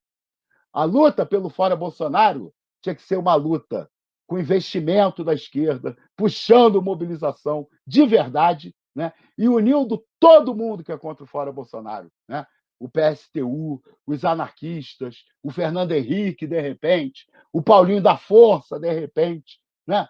Todo mundo que for contra o fora Bolsonaro, a gente tem que chamar para lutar contra o fora Bolsonaro. Sabe por quê? Porra, o Paulinho da Força. Todo mundo, cara. Olha só, olha só. Nisso eu concordo com você. Para derrubar o Bolsonaro, não é para disputar a eleição. Porque então tudo bem. Eu achei que era para disputar a eleição. Não, Yasmin. É isso que eu estou chamando a atenção. Olha só. A confusão entre frente ampla e unidade de ação é um tiro no pé. Deixa eu dar um exemplo histórico. Imagina o seguinte: eu falei que o Bolsonaro não é fascista por causa da questão econômica, né? Mas do ponto de vista de autoritarismo, ele é igualzinho os fascistas, tá? Então vamos lá. França ocupada pelos nazistas. Aí imagina o seguinte: senta o Partido Comunista Francês e o Charles de Gaulle e começa a discutir o seguinte: olha, precisamos fazer aqui uma resistência francesa. Vamos começar a discutir a organização da resistência francesa. Como é que a gente vai governar a França depois que expulsar o Hitler? Acabava a resistência francesa ali. Acabava ali. Quem vai governar a França depois de expulsar o Hitler? Acabava ali. Não tinha resistência francesa. Para unir a resistência francesa, para ter unidade de ação, uniu O conservador de direita, Charles de Gaulle, com o Partido Comunista Francês. Eles conseguiram se unir para derrotar o Hitler, porque a união deles tinha uma linha só. Era acordo na primeira linha, expulsar os nazistas da França. A segunda linha, eles já não tinham acordo, não interessava, era para depois. Para depois. Né? Então, hoje, eu fico fulo da vida, né? Porque ficam me chamando de sectário. Só que fazem uma política que essa sim é sectária, porque é enganosa e sectária. Dizer para o povo brasileiro hoje que a nossa estratégia, né, tem que ser unir eleitoralmente a esquerda para derrotar o Bolsonaro nas eleições é inviabilizar derrotar o Bolsonaro. É adiar uma luta que tem que acontecer agora e tentar criar um campo de alianças que vai ser restrito, né? Que vai ser restrito, que não vai ser, entendeu? Se, né, para a gente lutar junto aqui, tem que ter acordo sobre quem vai ser o candidato, sobre qual vai ser o programa, não vai ter a unidade necessária para derrotar o Bolsonaro. Né? Se a gente for discutir agora frente ampla, a gente não consegue juntar o Lula com o Ciro Gomes. Não consegue, porra. Cada um tem um projeto eleitoral diferente para 2022. Agora, né, se eles quisessem, é porque eu acho que eles não querem, tá? Na verdade, se eles quisessem, num acordo, com uma frase só, fora Bolsonaro, eles não podiam estar juntos? Podia estar o Lula, o Ciro Gomes, o Ciro Garcia, né? Os anarquistas do Rio de Janeiro. Podia estar todo mundo junto. A segunda frase, eu acho que tem que ser novas eleições. Eu acho que tem que ser nova Assembleia Constituinte. Beleza, cada um defende a sua segunda frase. Mas vamos criar unidade. Aí, né, fazem uma confusão danada, né? Dizem que querem unir todo mundo contra o Bolsonaro, mas não propõem unidade de ação para derrotar o Bolsonaro, propõem uma frente eleitoral, né, que não vai juntar todo mundo, porque juntar todo mundo numa frente eleitoral significa, sabe o quê? O silenciamento de alguém. Não é? Olha só, quem é que é contra o Bolsonaro? Né? Que poderia estar nessa frente contra o Bolsonaro? Tem liberais. Né? Liberais na economia, liberais na política que são contra o Bolsonaro. Tem sociais-democratas que são contra o Bolsonaro. Tem comunistas que são contra o Bolsonaro. Né? Se a gente vai se unir numa frente ampla eleitoral, a gente vai se unir com um programa de quem? Vai ser com um desses programas. Né? Ou os comunistas, os liberais vão se calar e o programa vai ser social-democrata, ou os sociais-democratas, os comunistas, os anarquistas vão se calar e o programa vai ser liberal. Não é? Percebe que eles colocam uma tarefa, né, que, na verdade, é uma tarefa de quinta coluna. Quinta coluna. Hoje, a esquerda da ordem no Brasil, né, o que é a esquerda da ordem? A esquerda que acha que dá para mudar por dentro, que não quer uma revolução, que não quer uma ruptura socialista. A esquerda da ordem, né, ela hoje tem como sua principal missão reconquistar a confiança da burguesia de que ela é o melhor caminho para estabilizar o status quo e continuar numa política sem transformação. Né? E a segunda preocupação da esquerda da ordem é não deixar se organizar no Brasil, boicotar de todas as maneiras a possibilidade de que se construa um polo da esquerda contra a ordem, né, que possa organizar um novo ciclo da esquerda brasileira, sem ilusões sociais-democratas, sem concessões com o liberalismo, né, tratando de tentar resolver o problema histórico do Brasil, que é tirar o Brasil da periferia do capitalismo. Excelente, vereador. Na verdade, você acabou de vir, né, os nossos ouvintes que quando estiverem escutando a gente, você teve um dia com certeza aí cheio de sessão e tal, mas continua aí firme e forte, continua com bastante energia para o debate. Rafa, talvez o momento que a gente mais estivesse esperando. Rafa, eu quero enfim ouvir a sua... Eu fiquei aqui pensando o episódio inteiro. Qual seria a sua pergunta? Eu confesso que eu não li, eu não sei, mas quero saber a sua pergunta para o nosso querido vereador Renato Cinco.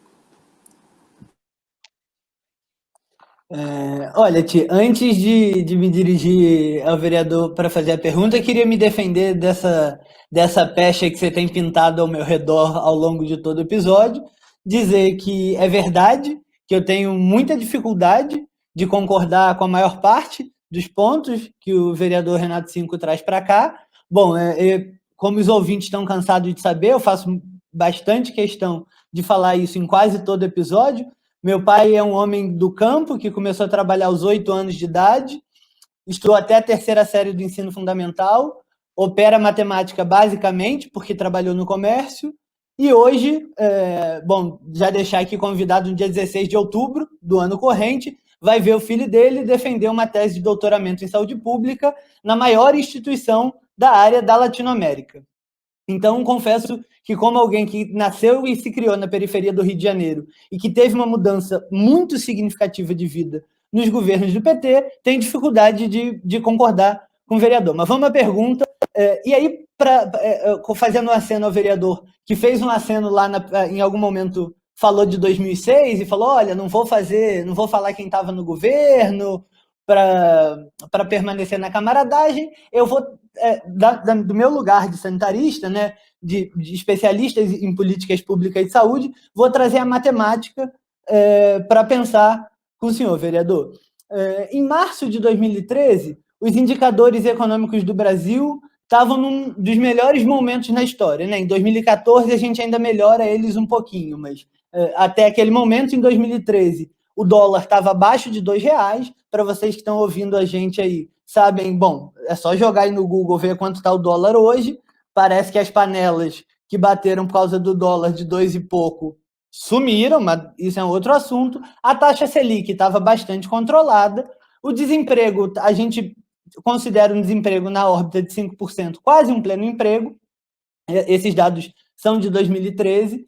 E a aprovação da presidenta Dilma, o PIB de 2013 teve um crescimento de 3%, na esteira de uma crise que começa em 2008, quando o mundo estava absolutamente balançado. E para coroar todos esses dados econômicos positivos, tem uma pesquisa do final de março de 2013 que apresenta a presidenta Dilma com 80% de aprovação. Uma aprovação para aquele período do mandato muito maior do que o próprio presidente Lula, que é, a meu ver e ao ver dos estatísticos, o presidente mais bem avaliado da história do Brasil. Bom, então a presidenta Dilma ultrapassou o presidente Lula em aprovação ali em março de 2013. A pesquisa, não sei se é de 19 ou 23 de março de 2013, mas jogando aí a aprovação Dilma 2013, vocês vão ver esses dados. Bom, como eu acho que aqui, e me orgulho da gente estar discutindo com quem acredita na matemática, na ciência fina, acredita nos números, que é isso, tem uma parte do campo que está discutindo com os números, discutindo com a ciência, com a pesquisa, e os terraplanistas, esses não somos nós. Nós estamos aqui olhando para os dados, olhando para a matemática e pensando a partir deles. Bom, no intervalo de 90 dias, a partir dessa pesquisa, 90 dias, portanto, a gente tem aí, para quem gosta de horóscopo, um signo e pouquinho. Tem uma galera aí que escuta a gente que é vidrada no horóscopo. Isso dá um intervalo de um signo e um bocado. No intervalo de 90 dias, a aprovação da presidenta Dilma, sem nenhuma alteração desses indicadores econômicos que eu apresentei, Selic, taxa de desemprego, aumento real do salário mínimo, aumento do PIB, proporcional, claro, a essa época, nenhum aumento do dólar, nenhum desses indicadores foi modificado, e a aprovação da presidenta Dilma caiu 30%. 30% nesse intervalo. Queria perguntar, o senhor falou de 2013 em algum momento da sua fala. Em 2012, o senhor tinha acabado de assumir, de ganhar sua primeira eleição. Queria perguntar para o senhor, olhando para trás, a partir das informações que a gente tem hoje, porque eu também não gosto de ser anacrônico, em 2013 a gente julgava com as informações que tinha em 13. Hoje a gente tem as informações um pouco mais sofisticadas, assim, para recorrer ao paradigma das revoluções, do ponto de vista científico, né, a gente vai acumulando conhecimento até que a gente muda o paradigma. E aí a gente veio desde 2013 acumulando dados, informações sobre o que estava acontecendo naquele momento, que no ar quente era muito difícil de pensar. Olhando para com essas informações de hoje, quando o senhor olha lá para 2013, diante de acusações que inclusive circulam na mídia, de que houve financiamento norte-americano para o boom das manifestações em 2013. O senhor não acha que está na hora, afinal, de fazer a tão pedida, implorada. Aliás, o senhor falou do Ciro Gomes, o Ciro Gomes é um que gosta de pedir autocrítica a cada 3 palavras que ele fala, ou uma é Lula, a outra é autocrítica, e a outra ele vai variando para não ficar muito repetitivo. O senhor não acha que está na hora de olhar para 2013 e começar a ver que os movimentos antipetistas, no momento em que todos os dados retumbavam o sucesso do governo petista, não pode ser considerado o ovo da serpente?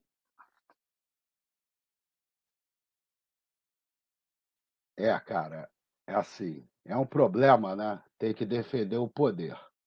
Normalmente, quem tem que defender o poder acaba não conseguindo realizar, né, esse objetivo que o Rafael colocou aí, de ser crítico, de usar os números para fazer a crítica, né? É como a sociologia na União Soviética, né? A sociologia na União Soviética tinha que ficar dizendo que o governo do Stalin era bom, que o governo do Khrushchev era bom, né? E a sociologia da União Soviética não existiu praticamente, né? Teve que acabar a União Soviética para poder ter sociologia, né? Hoje, para defender o PT, essas experiências, se distorce um monte de coisa, né? Por exemplo, o Rafael, uma distorção clássica. Usar a experiência pessoal, né, para aferir alguma coisa sobre a sociedade. Então, ele, né, ascendeu socialmente. E ele acha que isso foi obra, né, do governo do PT. Bom, todos nós que estamos aqui, vereador. Tudo bem. Olha só, eu estudei, em 1993, eu entrei no IFIX, né? E eu tinha colegas, naquela época, que se a bolsa atrasasse, não podia ir para a faculdade, né? 40% dos estudantes das federais, a gente tinha que brigar com os liberais, na época que os liberais falavam, nas federais só tem playboy. Aí a gente pegava os nossos estudos da esquerda para mostrar que 40% dos estudantes das federais naquela época eram classe D e E. Né? E aí, o principal dado, o Rafael não trabalha, que é o seguinte, no início da nova república, mais ou menos 10% dos brasileiros tinham curso superior. 30 anos depois, é o quê? 13%, 14%, 15% no máximo. Estruturalmente, a exclusão da população brasileira do ensino superior mudou milimetricamente em 30 anos de nova república. Se o PT não tivesse aberto as universidades que abriu, feito os cursos que fez, né, teria tido uma redução do percentual de brasileiros, entendeu? Porque a população continuou crescendo. Né? Então, em 30 anos de nova república, não só o PT, mas o Fernando Henrique também, todo mundo que governou durante a nova república praticamente não conseguiu fazer subir nada, né, o salário. Outra distorção que não foi usada aqui, mas que é muito comum, por exemplo, é alegar que durante o período do PT caiu a desigualdade no Brasil. Né? Aí, para falar isso, usa os mesmos dados que o Fernando Henrique usava e a gente rebatia, porque eu era do PT na época do Fernando Henrique. Né? Qual é o dado? As diferenças, né? Os dados do IBGE. Qual o problema de usar os dados do IBGE? Que os dados do IBGE eles capturam a renda de quem vive de salário. Né? Então, durante toda a nova república, caiu a desigualdade entre salários no Brasil. Às vezes porque a classe média achatou, às vezes porque os pobres subiram um pouquinho. Né?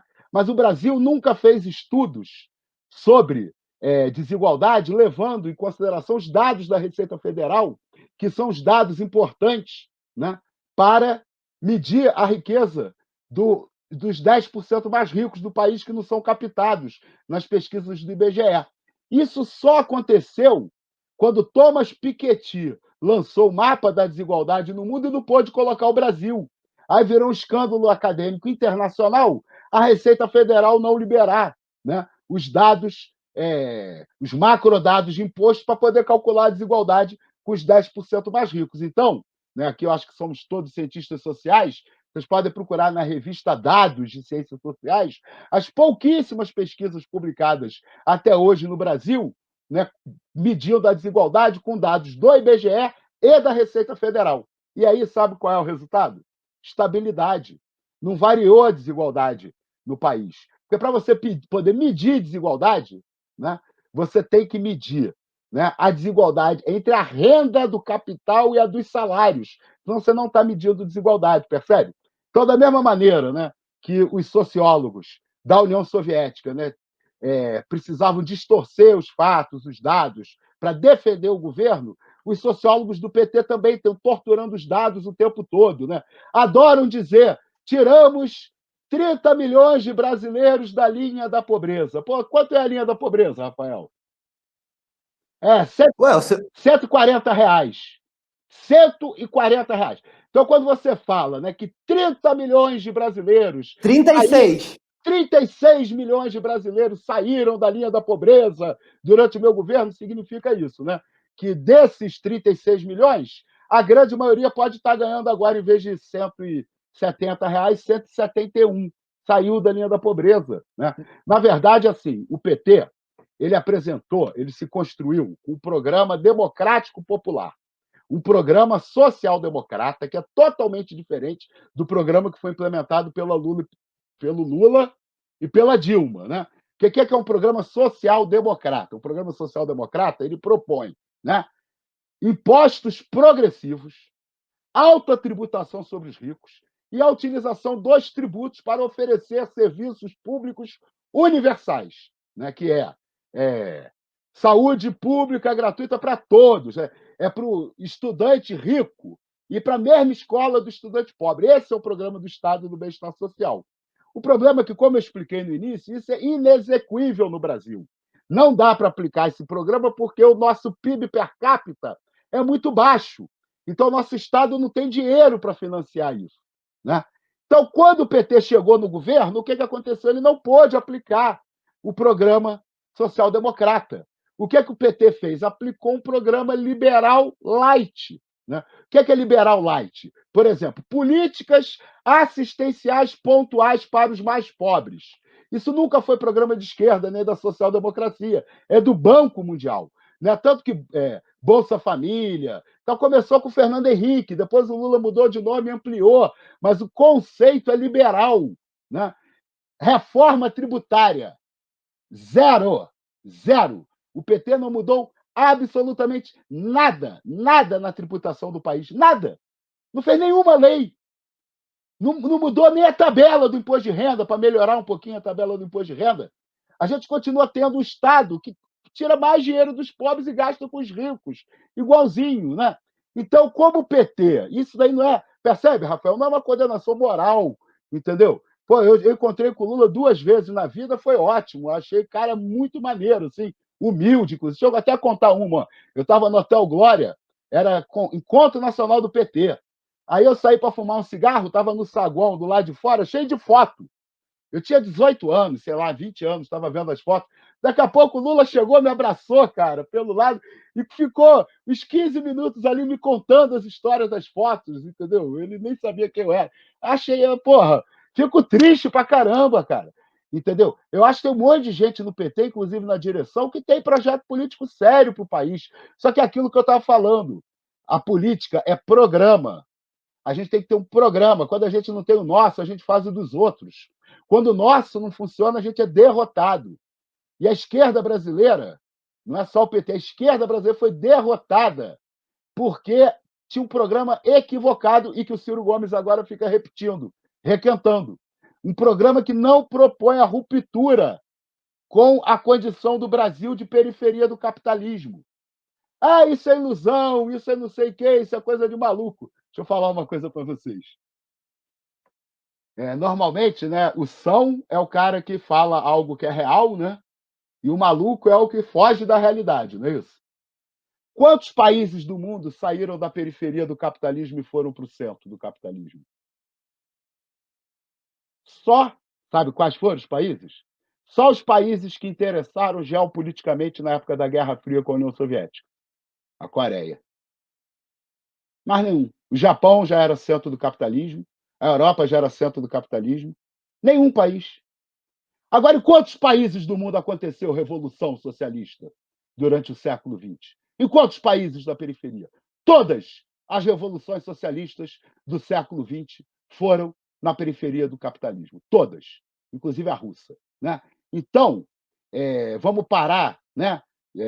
Isso aí não é para ninguém que está aqui, não, tá? É principalmente para pessoas aí, figuras públicas do PSOL, que adoram tratar quem defende algo que já aconteceu historicamente diversas vezes, que a Revolução Socialista na periferia é tratado como maluco.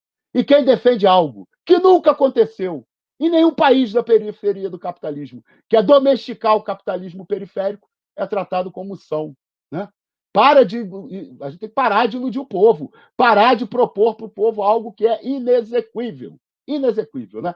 E, na verdade, de certa maneira, essa discussão está muito quase superada, né? Porque nós chegamos no colapso ambiental da sociedade industrial. Né? É muito sério, as pessoas precisam entender isso. Né? O novo normal não é o velho normal de máscara. Né? O novo normal é uma crise civilizatória, da qual essa pandemia é apenas um capítulo e nem é o mais dramático. Né? Nem é o mais dramático. A gente está vivendo hoje, né? Há 20 dias atrás, estava fazendo 38 graus na Sibéria, 38 graus na Sibéria, lugares onde a temperatura máxima era 5 graus. Né?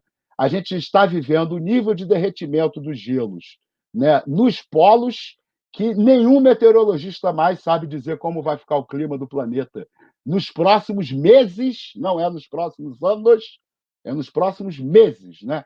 E aí é que o papo dos reformistas vai ficar para trás de vez, né? Porque o tempo da natureza não é o tempo da reforma. Né?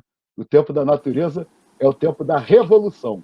A natureza, né, está dando de 5 a 10 anos para a gente reinventar o nosso modo de viver. Né? Provavelmente a gente vai fracassar e daqui a 10 anos a gente está vivendo um colapso civilizatório. Né? Mas, sinceramente, né, se a gente for esperar o ritmo de mudar o mundo, né, com programas assistencialistas, tipo Bolsa Família, Minha Casa Minha Vida, né, o colapso ambiental vai chegar muito antes da gente conseguir resolver o déficit habitacional do Brasil. E falando em tempo, falando em ritmo, infelizmente, o nosso tempo já está muito mais do que ultrapassado, já está naquela boa e velha bacia das almas. Eu vou passar, então, para os nossos debatedores fazerem os recados finais, depois o Renato, e a gente termina esse bate-papo que foi muito gostoso e foi muito proveitoso. Eu acho que, independentemente de concordar ou discordar, a gente tem que fazer o exercício democrático de debater e de entender, buscar entender os pontos de vista diferentes. E eu até faço uma pequena ressalva antes de passar para eles, de uma fala, uma das primeiríssimas falas, acho que foi inclusive a fala inicial do 5, que é particularmente uma opinião minha. Eu acho que os partidos políticos de esquerda no Brasil têm uma dificuldade muito grande com a chamada realização das prévias para disputa eleitoral, enfim. E eu, particularmente, sou amplamente favorável. Eu acho que a gente vive uma lógica completamente oposta de que os partidos mais liberais e mais à direita, neste sentido, aparentemente conseguem, em alguns momentos, serem mais democráticos do que os partidos do campo popular, do campo de esquerda, do campo progressista. Vamos, então, ouvir as considerações finais. Vamos começar com a Yasmin. Faça as honras da casa. Yasmin Mota, seu recado final de hoje. E agradecer ao 5, foi bom ele ter vindo, que a gente recebeu recentemente aqui no programa o Fred Luz, do Partido Novo, e trouxe uma visão completamente oposta à sua. A camisa da mesma cor que a minha, cara. Foi um exercício nosso.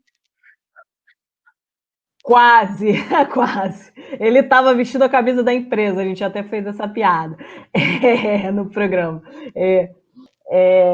E assim, foi muito legal, foi muito bom ver qual que é. Você é uma esquerda mais à esquerda dentro do PSOL, né? Assim, como você mesmo falou, você é chamado de sectário constantemente, assim, está sempre dentro desses debates, atualmente numa linha mais minoritária dentro do partido e mantendo sua eleição, muito importante isso, sua participação no parlamento burguês, como você disse, sendo um socialista, ecossocialista, né? E libertário, claro. É isso, muito obrigado por você ter vindo, vamos ver se a gente marca uma outra conversa e também falando sobre temas que você debate ainda mais. E eu vou te falar, Cinco, que eu particularmente gostaria de ouvir isso de ecossocialista e libertário numa mesa de bar para entender melhor, porque eu confesso que por aqui eu não consegui captar bem a definição, enfim, mas quem sabe numa próxima e até ali no amarelinho, alguma coisa assim, tomando um chopp, acho que pode fluir melhor. 30 segundos. Uma reafirmação e 2 autocríticas. A afirmação do socialismo, da necessidade de superarmos o capitalismo. A autocrítica de que a esquerda, historicamente, não incorporou a questão ambiental como devia, por isso o eco. Libertário. Sonhos a gente constrói a partir de sonhos e não a partir de pesadelos. Então, o socialismo que eu defendo é a radicalização da democracia e não a construção de um Estado autoritário tipo soviético. É outra. Aliás, tinha que ser soviético, né? Porque o grande problema da União Soviética é que ele foi soviético durante muito pouco tempo, né? Mas, então, esses três questões. E você, Rafa, qual é o seu recado final de hoje? Você é ecossocialista libertário ou ainda não está lá? É lulista mesmo? Olha, eu tô aí nesse bando dos reformistas, que o 5 falou que não vão conseguir nada, alguma coisa do tipo. Mas, bom, a gente já ouviu outros teóricos, e eu já falei isso nesse podcast, postularem o fim da história. Eles erraram e acho que o Renato 5 está errado também. Mas isso é assunto para uma outra hora. Dizer que eu gostei muito de participar desse debate com o vereador Renato 5. Desde a época que eu militava no movimento estudantil, eu não escuto esse tipo de narrativa.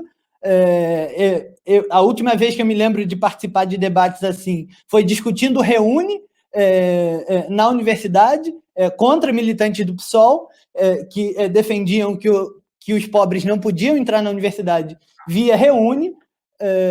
Aliás, eu sou beneficiário direto do Reúne e, portanto, muito atingido por essas políticas. Uma última coisa, eu queria falar que o Renato fala que eu acendi de vida. E aí eu desafio você que está ouvindo a gente, que nasceu no subúrbio do Rio de Janeiro, olhar no espelho e ao redor as pessoas que fizeram ensino fundamental com você, as pessoas que fizeram ensino médio com você, quantas delas acenderam de vida em relação aos seus antepassados? Acho que a resposta está dada. E, por fim, queria deixar um abraço para os meus amigos estatísticos e geógrafos soviéticos do IBGE e do DIEESE. Um abraço, a gente se encontra aí, espero que na Moscou dessa teoria um tanto quanto inusual. Um abraço e boa semana. Você quer uma parte, Ciro? Não, no final não vou falar, eu falo no final tudo. Tá, é verdade. Tá sem som. Fiquei até maluco. Cadu Viana, seu recado final de hoje foi sem dúvida, olha, a gente tem que, uma coisa a gente tem que tirar o chapéu. A gente recebeu aqui 5, Eduardo Paz, Marta Rocha, Fred Luz e agora Renato 5. Se isso não é pluralidade, se isso não é democracia, eu não sei mais o que é. Não sei até onde vamos. Pois é, e sem dúvida, independentemente de concordar ou não, acho que o 5, na construção do raciocínio dele, mantém uma coerência dentro daquilo que acredita. Eu acho que eu te resumiria em uma palavra, né? Coerência, em relação àquilo que você acredita, lógico. Cadu Viana, seu recado final de hoje. Tiago, eu vou concordar com você e acho assim, que infelizmente mesmo que esse episódio está chegando ao final, assim, porque foi um bom debate, foi uma boa conversa, foi bom. É boa essa troca de perspectivas, é boa essa discordância, é o que a gente tenta alimentar aqui o tempo inteiro, né? Eu gosto disso, eu gosto de sentar na mesa de bar e ver a galera, ó, vamos para dentro, vamos discutir, política é isso, não é ficar só em Twitter, não é ficar em Instagram, e é isso que a gente está perdendo. Semana passada a gente teve um programa sobre cultura de cancelamento, e eu trouxe um pouquinho disso também, que as discussões que a gente tem que se prender nesse momento é sobre projetos, sobre o que a gente quer para o Brasil, para o Rio, e eu acho também que a presença do 5 hoje foi uma justificativa boa sobre esse nome que a gente tem para esse projeto, né? Crônicas Brasileiras. Acho que isso, de certa forma, foi surpreendente. A gente abriu bem o debate e é super importante. Espero que os nossos ouvintes também tenham curtido. Valeu. Ana Carolina Maia, antes do Renato 5, para a gente encerrar, qual é o seu recado final de hoje? Quero agradecer a presença do 5, agradecer aos nossos cronistas por estarem aí mais de 1h30 com a gente, né? Os ouvintes que acompanharam a gente até aqui. Agradecer especialmente ao vereador, concordo com o Cadu, esse exercício de sentar à mesa com quem concorda com a gente em maior ou menor nível é muito bom, dá a oportunidade de a gente ajustar os nossos argumentos, ouvir também uma perspectiva que talvez não seja exatamente a nossa. Acho que é um movimento interessante, estou muito feliz da tua presença aqui, Cinco, e é isso, vou parafrasear uma grande figura do campo: democracia é uma delícia, né? Mas tem seus custos. Você lançou, eu não podia deixar, ainda mais porque é do meu partido. Faço críticas, mas essa frase, por exemplo, eu acho maravilhosa. Cinco, então, o seu recado final de hoje, muito obrigado pela sua participação, desde já a gente agradece de verdade. Fica à vontade aí para os seus recados finais. Bom, em primeiro lugar, agradecer a oportunidade, né? Foi uma conversa bastante desafiadora, né? Porque o bom é entrevista assim, que não é chapa branca, né? Que a gente é desafiado, é questionado, né? É levado a pensar. Peço desculpas aí se em algum momento pareceu que eu estava fazendo alguma crítica pessoal a alguém, né? Não só os que estão aqui, mas em geral, né? Porque eu acho o seguinte, um dos princípios fundamentais para você avaliar se você é um democrata ou não, é você avaliar se você consegue imaginar que uma pessoa possa divergir de você sem ser uma canalha, né? Não é o fato da pessoa divergir de mim que transforma ela num canalha, em alguém que tem que ser destruído, né, que tem que ser combatido. Acho que a gente pode divergir profundamente mantendo o respeito, entendendo, né, que as pessoas chegam a conclusões diferentes na vida, né? Só uma coisa que eu achava importante ressaltar é o seguinte: quando eu fiz aquela minha crítica às pesquisas lá, não era uma crítica aos funcionários do IBGE, a pesquisa produzida pelo IBGE. Não era isso, né? O IBGE não quis medir isso. Era crítica à Receita Federal. Os cientistas sociais e economistas no Brasil ficaram anos brigando, até entraram na justiça algumas vezes, para que a Receita Federal liberasse os macrodados do imposto de renda. Porque, olha só, é uma questão metodológica. As pesquisas do IBGE, né, elas vão, por exemplo, na casa das pessoas, né, e ver quantos eletrodomésticos a pessoa tem, quantos carros, né, a renda de salário. Isso não é o suficiente para medir a desigualdade, porque um cara é muito rico, você não vai chegar na casa dele e não vai encontrar 10 milhões de geladeiras, 50 milhões de automóveis. Né? Essa medição que o IBGE faz pelo patrimônio das pessoas, pelo salário, ela mede bem, né, como está a distribuição de renda em 90% da população. Os 10% mais ricos precisam dos dados da Receita Federal, dos macrodados da Receita Federal. Né? E isso sempre foi um problema aqui no Brasil. Né? A Receita Federal, inclusive, sempre manipulou muito, dizendo: não, mas tem o sigilo fiscal. Né? Mas nenhum pesquisador nunca pediu os dados, né, do imposto de renda do Tiago, ou do Rafael, ou da Yasmin. Né? Os macrodados do imposto de renda que precisavam. Né? Então, esse é um problema histórico. Né? E aí, só, né, provocar o Rafael de novo, dizendo o seguinte: Rafael, de novo você apelou para a experiência pessoal, cara. Experiência pessoal é um negócio que distorce muito as coisas. Olha só, o fato de você ter tido essa trajetória não permite a você perceber, por exemplo, que em 1993, quando eu entrei na faculdade, tinha muita gente fazendo a tua trajetória, cara. Isso não foi uma invenção do Lula e do PT. Isso é muito antigo nas universidades brasileiras. Desigualdade por curso, inclusive, que continua muito desigual. Né?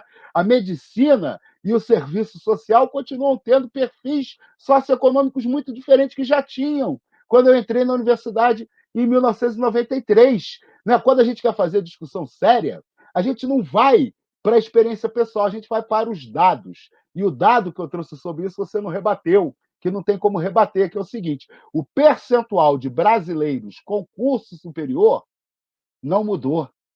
Não mudou durante a Nova República, não foi só durante o governo do PT.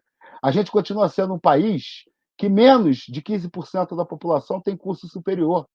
Né? A Argentina não tem vestibular, o curso superior é universalizado. Cuba, o curso superior é universalizado. Né? E a crítica que se fez ao Reúne é porque antes do PT no governo teve o Fernando Henrique. Né? E o Fernando Henrique já tinha proposto algo igualzinho ao Reúne do PT, que é o quê? Expansão do sistema superior com precarização das instalações, dos cursos, né? Então, você faz a expansão, em vez de você garantir verba para expandir com qualidade, né, você expande caindo a qualidade.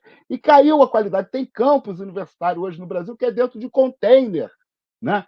A gente nunca foi contra a expansão, mas a expansão sem precarização, sem criar cursos de tecnólogos, cursos de 3 anos de duração, né? O PT, e a gente aprendeu a criticar o Reúne do Lula, né, quando a gente no PT criticava, né, o Reúne, que tinha outro nome que eu não lembro mais qual é, do Fernando Henrique.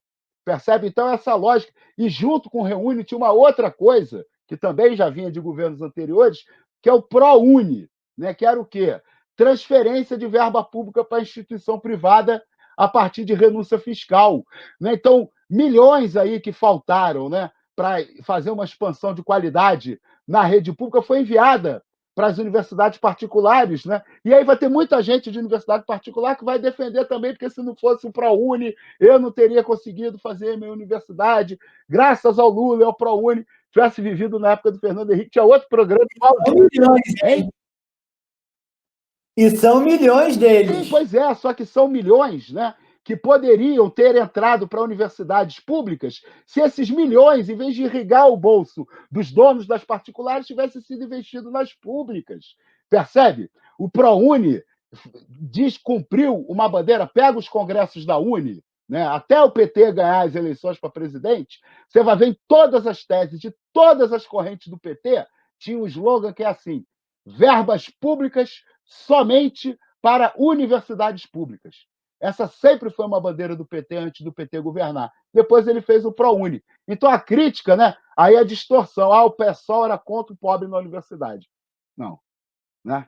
Aí é demais. Não, o pessoal nunca foi contra o pobre. Esse debate a gente já teve no Pra Que Serve o Enem, hein, gente? Episódio 4 do podcast. Essa já é a 1000ª vez que a gente briga aqui por causa de Reúne, ProUni, PSOL e PT.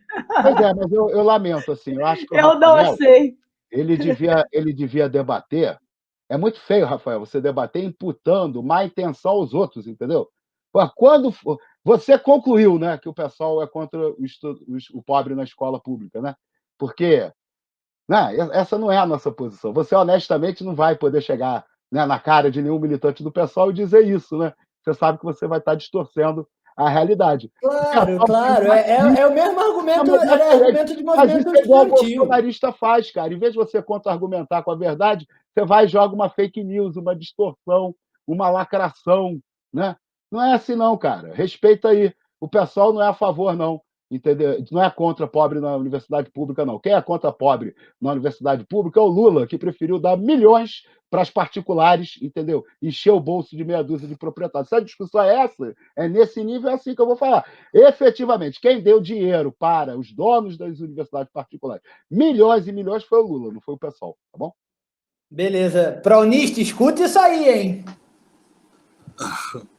Bom, eu particularmente prefiro ficar aqui, já que eu estou nessa sinuca de bico do PT e do PSOL, eu fico com o meu partido, pelo menos lá o Brizola, Darcy, mas isso também é papo para outro episódio. Mas eu sou da linha também, eu acho que dinheiro público tem que ir para a escola pública e para a universidade pública, e podem falar o que for, mas Brizola fez isso. Então a gente termina aqui o nosso episódio, foi um debate quente, mas também muito saudável, muito democrático. E, mais uma vez, eu te agradeço, Cinco, pela sua participação. Agradeço a participação de todos os cronistas. Vocês sabem, vocês podem seguir a gente nas redes sociais, nosso Instagram, @crônicasbrasileiras. Um forte abraço e até o próximo episódio. A vinhetinha já vai tocar. Obrigado, pessoal. Valeu, gente. Valeu, Obrigado. Renato. Obrigado. Cinco, obrigado, hein? Fique em casa, ainda não acabou. Isso aí. Pode deixar. Isso aí. Beleza. Isso aí. Isso aí. Valeu, tchau, tchau. Obrigado, hein? Tchau, tchau. Beijo.